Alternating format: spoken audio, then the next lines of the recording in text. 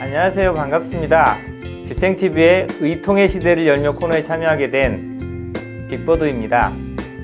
의통의 시대를 열며 코너는 빛의 생명나무에서 수년간 오데카 팀장님과 함께 하늘과의 소통 속에서 공부했던 동양의학의 숨겨진 비밀들을 소개하고 격변의 과정을 지나고 맞이하게 될 새로운 시대를 열어갈 미래의학의 패러다임을 제시하고 소개해드리는 시간입니다.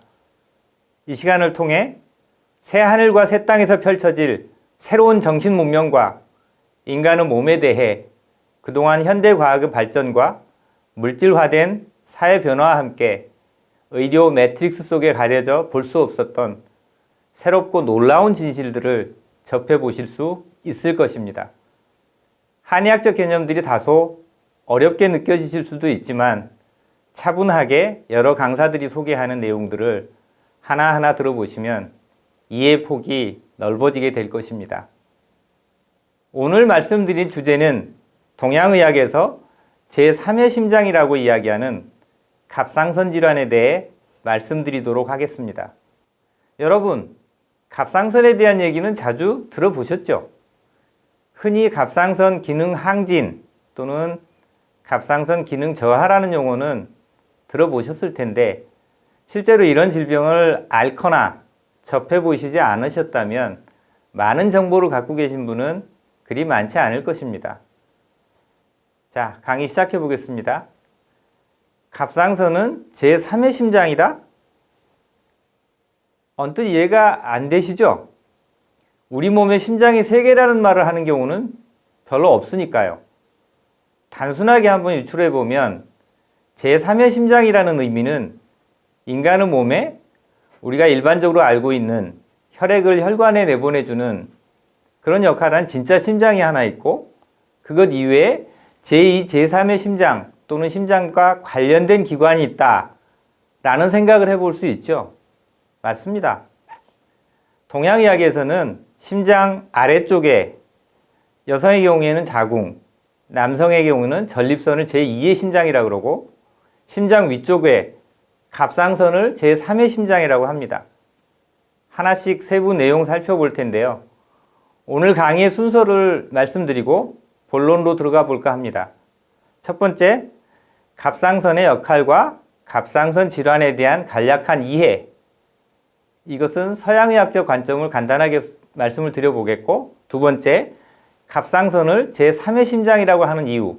이건 동양의학적 관점에서 말씀드리겠습니다. 그리고 마지막으로 세 번째, 갑상선 질환 그리고 심장에 대한 동양의학적 이해에 관한 부분을 이어서 말씀을 드리도록 하겠습니다. 자, 이제 주요 내용을 한번 살펴볼 텐데요. 방금 전에 말씀드렸던 첫 번째, 갑상선의 역할과 갑상선 질환에 대한 간략한 이해, 서양의학적인 관점에서 말씀드린다고 소개를 해드렸었죠. 우선 갑상선에 대해서 일반적으로 접할 수 있는 내용들을 한번 살펴보죠. 보통 일반적으로 알려진 갑상선은 위치는 목의 가운데쯤에 위치하죠. 갑상선 호르몬을 분비하는 분비샘을 말하는데 정상적인 상태에서는 쉽게 보이지도 않고 만져지지도 않는다 그러죠. 갑상선에 질병이 생겼을 때 갑상선이 커지면서 육안으로 보이고 만질 수도 있게 되는 것입니다. 보건복지부 쪽에서 소개된 그 자료 그림 보이시죠? 갑상선의 위치와 갑상선 질환의 대표적인 증상인 갑상선 기능 항진, 갑상선 기능 저하증이 설명되어 있죠. 갑상선의 역할 간단히 한번 보겠습니다. 갑상선 호르몬은 사람이 성장하는 데 관여하고 뇌의 발달에 관여하고 또한 몸의 신진대사, 즉 에너지 대사에 관여를 하게 됩니다. 그러면 갑상선은 사람이 성장하고 살아가는데 반드시 필요한 기관이라는 얘기죠. 그런데 이 갑상선 호르몬의 분비는 뇌 쪽에서 뇌하수체의 조절을 받게 되는데 뇌하수체는 뇌의 시상하부로부터 TRH라고 하는 호르몬의 자극을 받아서 갑상선 자극 호르몬, 즉 TSH 호르몬을 분비하고 갑상선 기능을 조절하고 일정하게 유지하게 되는 그런 내용입니다. 여기서 중요한 점이 하나 있습니다. 갑상선의 기능 조절이 뇌 쪽하고 관련이 있다는 얘기인데 잠깐 기억을 해 두시고 뒤쪽에서 설명을 드리도록 하겠습니다. 여기까지 서양의학 관점에서 갑상선에 대해 간단하게 말씀을 드려보았는데요. 자, 이제 동양의학 관점에서 자궁 또는 전립선 그리고 갑상선을 제2, 제3의 심장이라 하는 이유 한번 살펴보겠습니다. 동양의학에서 인간의 몸에는 3개의 심장이 있다고 말씀을 드렸습니다. 첫 번째는 우리가 알고 있는 심장, 두 번째 여성의 경우에는 자궁, 남성의 경우에는 전립선, 그리고 세 번째가 갑상선이었죠. 도대체 이 세 기관이 서로 어떤 연관이 있을까요? 바로 심장과 자궁, 전립선, 갑상선은 경락으로 연결되어 있습니다. 여러분, 경락에 대해서는 들어보셨지만 그 내용이나 작동 원리를 깊이 있게 알고 계신 분은 많지 않으시죠?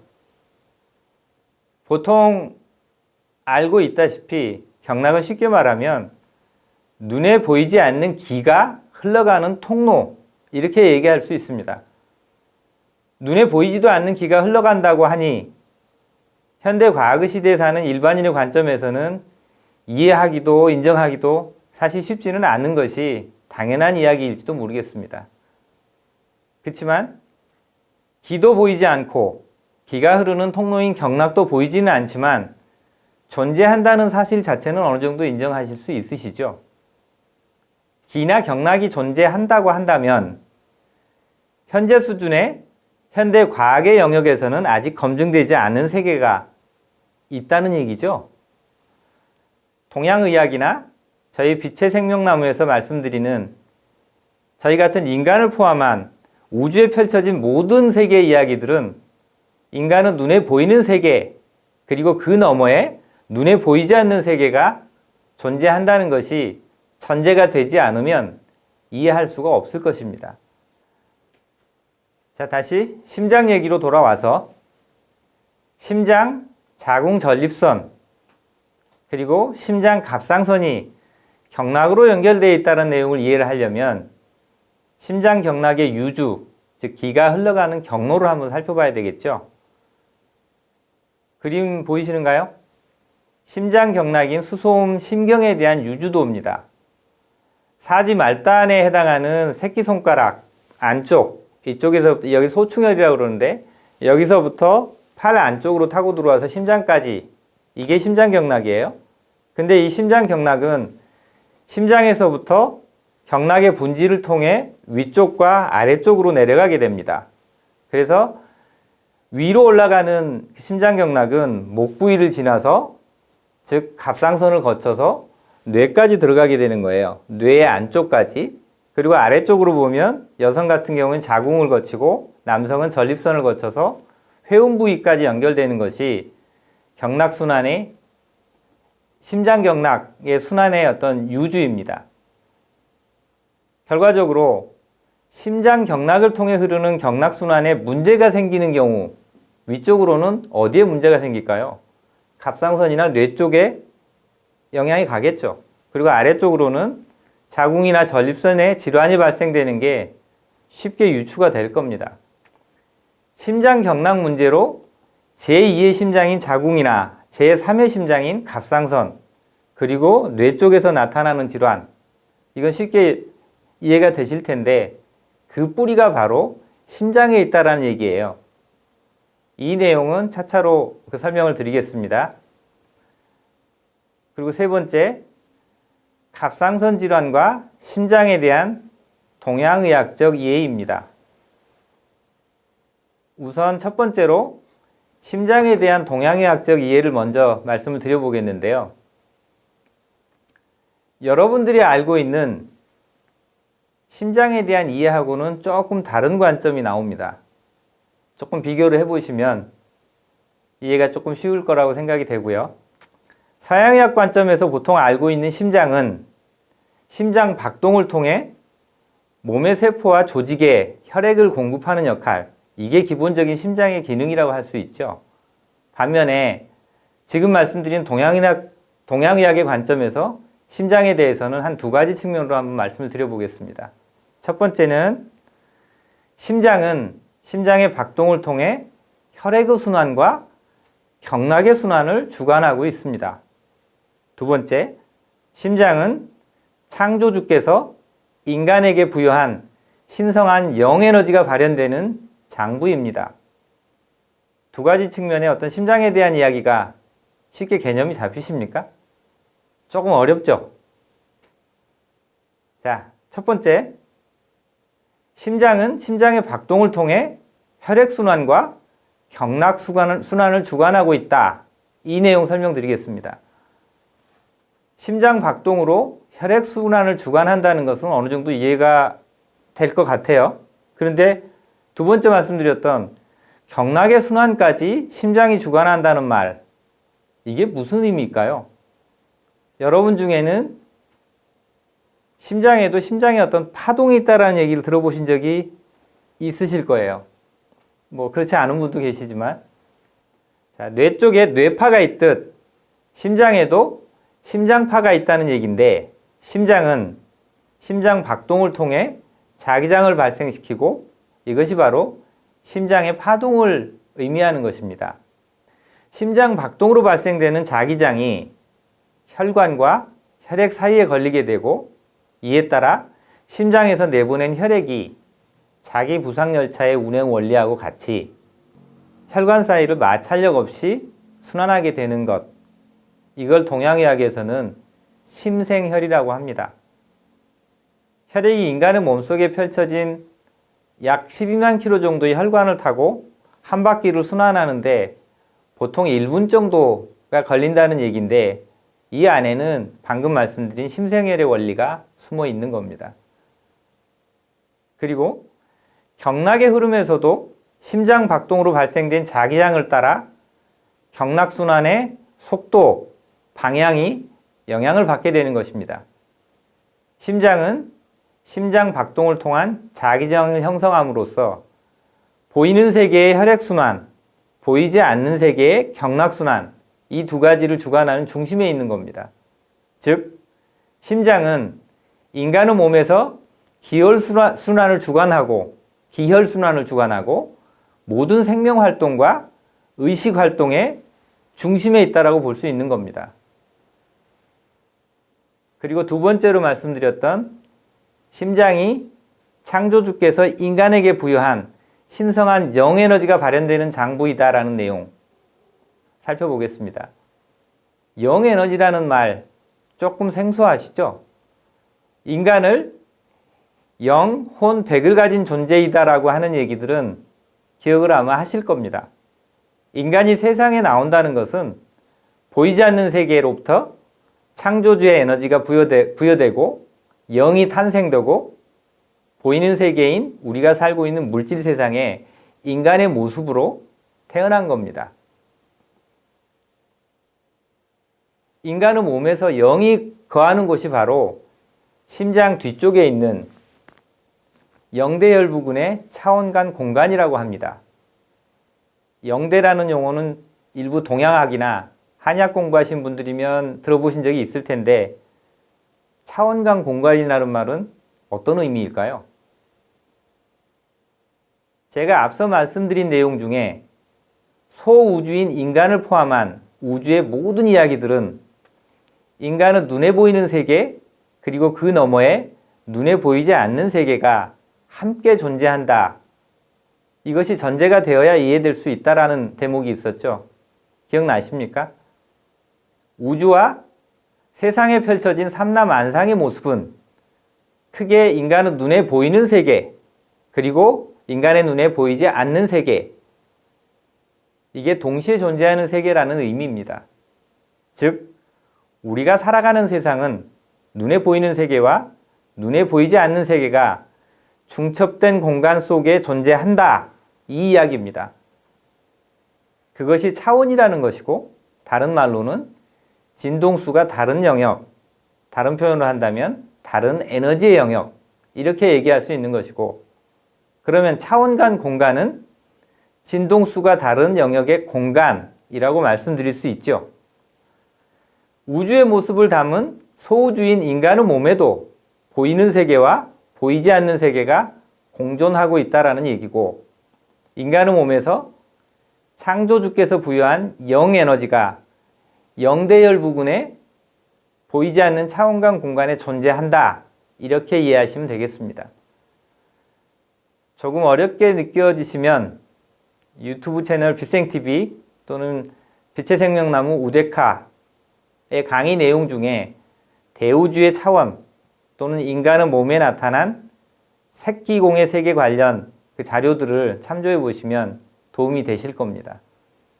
자, 다시 돌아와서 심장에서 영에너지가 발현된다는 말은 거꾸로 생각을 해보면 심장 기능에 영향을 주는 요소가 있을 경우에 심장에 보이지 않는 차원간 공간에 존재하는 영에너지의 발현에 제한이 생긴다는 얘기인 거죠.